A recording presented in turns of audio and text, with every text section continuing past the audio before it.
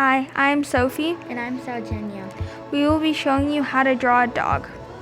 We will need something to draw on, a pencil, and a Sharpie or a flare.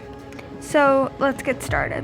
First, you put a dot right about here, then put a little curve a little above the dot.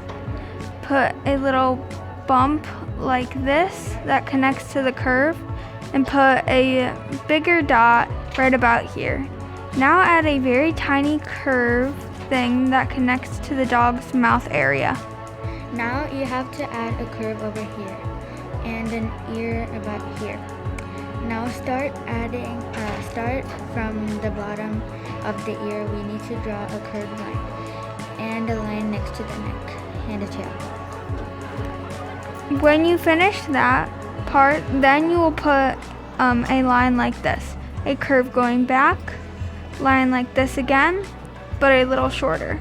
Now you put a curve like this, a little curve going back and little lines for nails.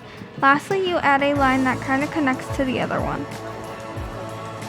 Now for the final step, outlining.